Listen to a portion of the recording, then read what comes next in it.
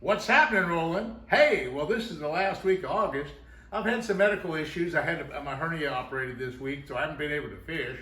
And so what I did, I had a lot of people calling in about different YouTubes that I've done in the past. My most popular one is on knots, and it's so many people watch this knot video that I thought I'd share it with you again today because, well, we're not fishing. Let's look at some knots. Now, just go to my television station, and this is my regular YouTube channel that we're going to have.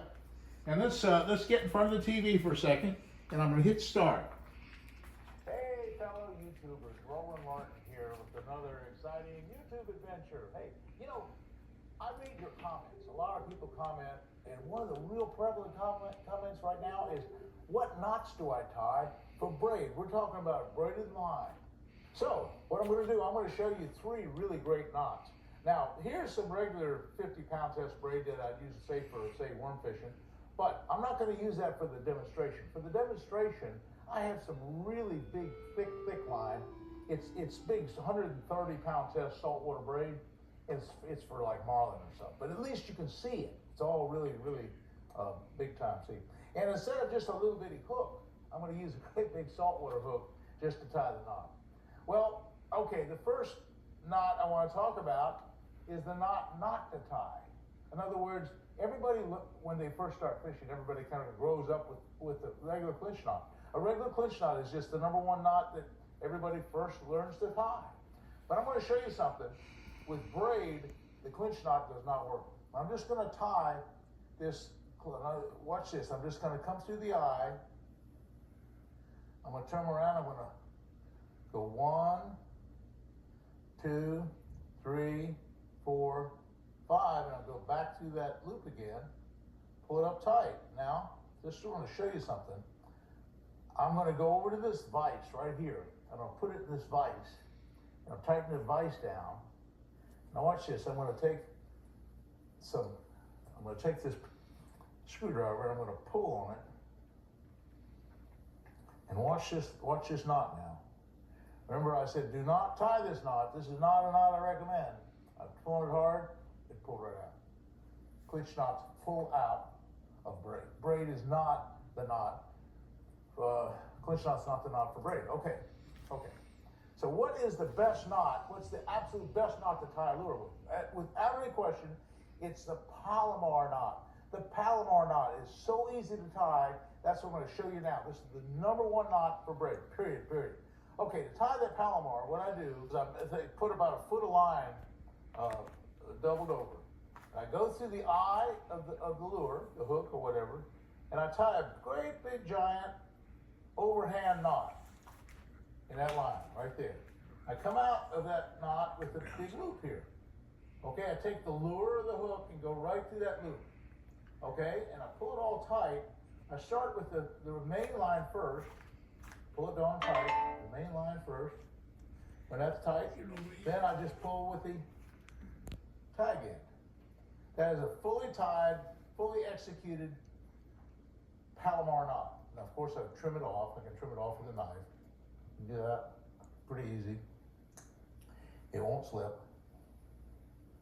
Now, that's 96, 97%. Maybe I could get 1 more % by using either crazy glue or super glue. Put a dab of that on that knot. It might help you just a little bit, and it might cast a little bit better as well. So that's the number 1 knot. The number 1 knot of all times. Okay, what's the second knot? Well, before I talk about the second knot, let's talk about rod guides for a second. Let me just talk about rod guides. Okay, here's a standard, more or less a standard rod guide. Look at the tip, see how big it is? That's kind of a small guide. Now look at this other rod. This other rod has a micro guide. Look at that, it kind of goes in a little bit. You can see that the micro guide is a real small guide. The guides are the micro guides, they're itsy bitsy guides. The guides on this other rod are more of a standard size. It's a small guide, but it's bigger. If you want to use a leader, and this is really prevalent, we so often will take braid, like this 50-pound braid, and I'll tie some fluorocarbon leader, say a 14-pound leader, a 17-pound leader, or something. Maybe it's clear water. I want leaders. So leaders are real important sometimes, particularly in clear lakes, like out west and Lake Mead and all those kind of places. We all tie leaders, but we all use braid. You have to have a leader. Okay. The micro guides will not cast a knot. You can't use a micro guide, a braid, and a leader. You can't do it. It won't work. It just won't cast, period. So if you're gonna be casting a leader, you're gonna have to have a bigger guide on your rod. So I don't buy micro guides. I don't like micro guides. I don't promote micro guides. I use leaders so much on braid that all my guides and all my rods, for the most part, are larger guides. And they cast fine. Okay, now let's talk about the knot itself. Okay, the knot itself is what we call a double uni knot. Now, it's the #1 knot in saltwater. We take like a 50-pound braid and say a 14-pound test of fluorocarbon. That would be just a good combination. Okay, now again, I'm going to demonstrate with this big, heavy 130-pound test line because it's orange and you can see it. I'm going to cut this thing off. It's hard to cut. Okay, hard to cut. Okay. Okay. So, for the sake of demonstration, I'm going to take this 130-pound test saltwater line, and I'm going to take a 100-pound test monofilament. This is a really big 100-pound test monofilament. Now, let's tie a double uni. This is the #1 knot in saltwater. It's the #1 knot in freshwater. It's what we all recommend, tying braid to either monofilament or tying braid to fluorocarbon. Okay, to tie this knot, I take about 1.5 feet of line and pull it apart. Now to tie that, I take my hand right in the middle, and I'll take this loop end. Okay, with the braid side, I make a loop right here. Break the loop, come through the loop once, twice, 3, 4, 5. I'd go 6 or 7 or 8 with lighter braid. I'd go up to 9 with lighter braid, but this is such heavy braid, I'm only going to do 5. I'm going to pull that down tight. I'm going to pull it down tight. Okay, now I'm going to take the whole line, the whole knot, everything, and I'm just going to turn it around 180 degrees. Okay. Now on this side, let me pull that thing through a little bit.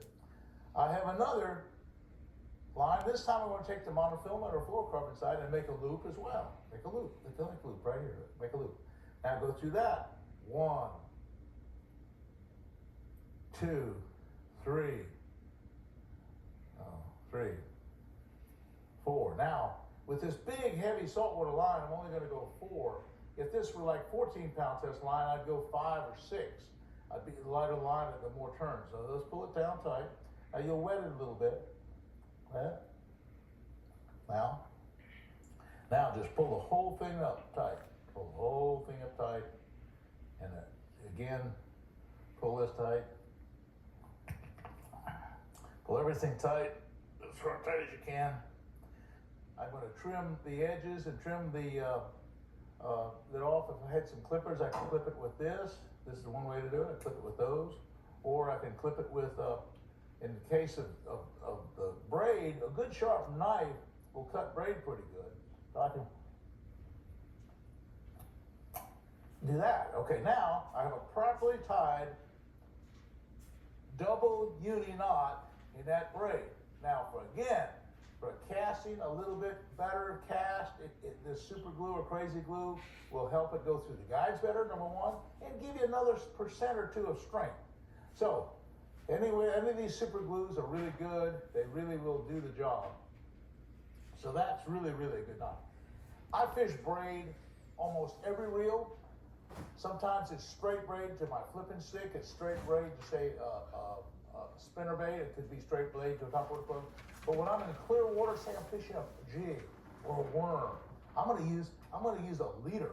I'm going to use this 50-pound braid, for example. I'm going to go down to 10, 12, 15-pound fluorocarbon leader for the most part.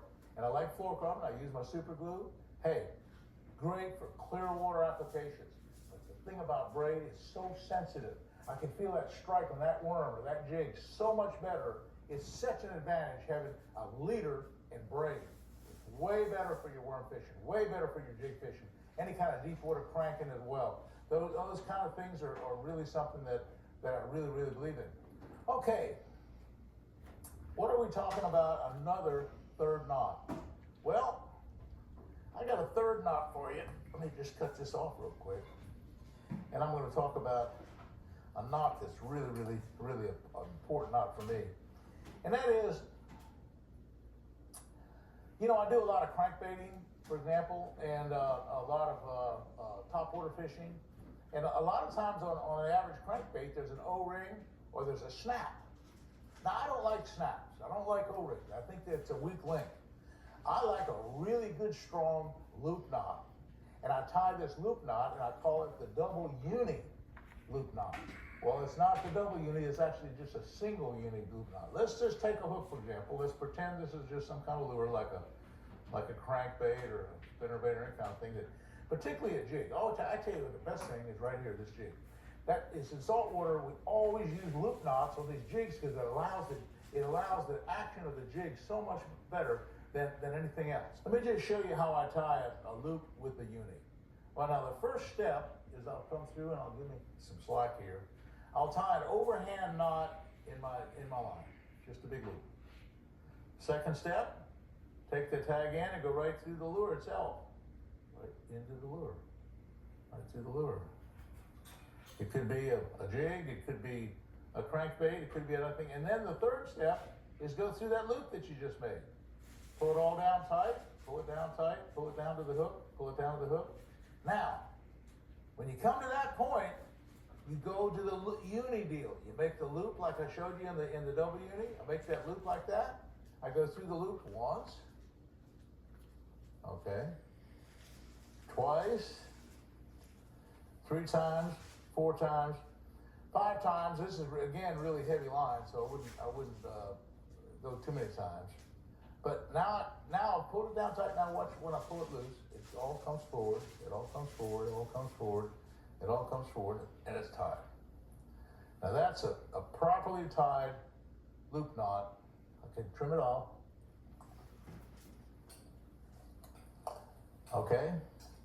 And again, for that extra 1 or 2%, use your crazy glue. Use your super glue. All that can help. Now that's kind of a big loop knot. But hey, there's an advantage with a loop knot. If you're around pike, if you're around muskies, if you're around saltwater fish that have a lot of teeth, that's a double line now. So now it kind of acts like a little bit of a leader. And so by having double line, it's harder for those toothy critters to cut through a loop than it is a single line. So it's somewhat of a leader as well. So it's stronger for the toothy critters. It's a really super strong knot.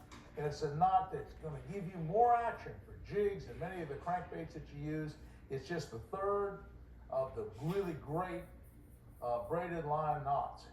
So folks, okay, you know, I've enjoyed doing these YouTubes, and I'm an old school teacher at heart. I taught algebra and stuff in high school years ago.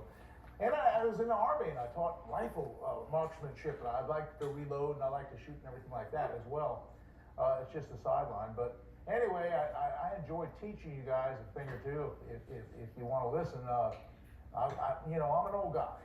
Hey, I can probably tell you how to fish better than I can fish myself. That's probably the end of the story. But I enjoy doing the videos, so watch me. Every Wednesday at about 6 o'clock, I'll post a video. And every Sunday about 6 o'clock, I'll post another video. I'll see you then. That's good. Shut up.